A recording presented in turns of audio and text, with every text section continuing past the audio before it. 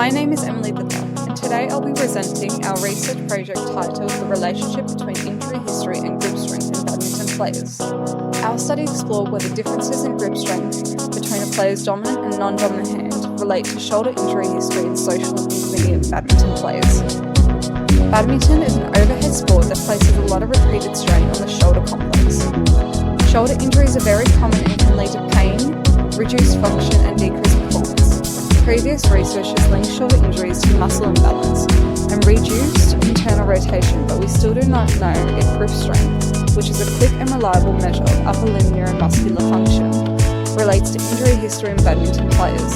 So our study aimed to compare the grip strength of badminton players who had shoulder injuries to those who had not. We used a cross-sectional study design with 26 badminton players recruited from 3 Melbourne stadiums. Participants completed a short questionnaire about their training habits, shoulder injury history, and perceived strength balance. We then measured grip strength using a digital hand dynamometer. Each hand was tested 3 times, alternating sides, and recorded the average for each hand. Data were analysed using a paired t-test to compare dominant and non-dominant grip strength, with normality checked using the Shapiro-Wilk test and QQ plots. We also ran correlations between grip strength, asymmetry, training hours, and injury history. Our results showed a significant difference in grip strength between the dominant and non-dominant hands. On average, players' dominant hand strength was 46.1 kilograms compared to 41.4 in the non-dominant. A statistical significant difference with a large effect size, meaning this was not just random variation. However, when we looked at the correlations, we found that grip strength asymmetry was not strongly related to shoulder injury history. The correlation was weak and negative, meaning players with greater asymmetry did not report more injuries.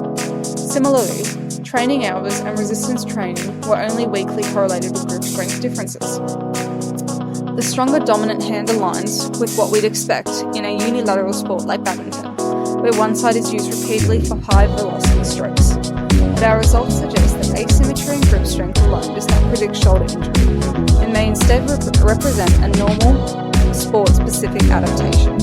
Our sample size was relatively small and injury data was self-reported, which limits generalization. Future research should include elite or sub-elite players, direct measure shoulder strength and mobility, and assess how off-court strength training may influence injury risk. Thank you for listening to our presentation. We'd like to thank all badminton players who volunteered their time, as well as the staff from the Melbourne Badminton Centres and our supervisors for their guidance. We hope our findings contribute to better understandings. Created using Powtoon.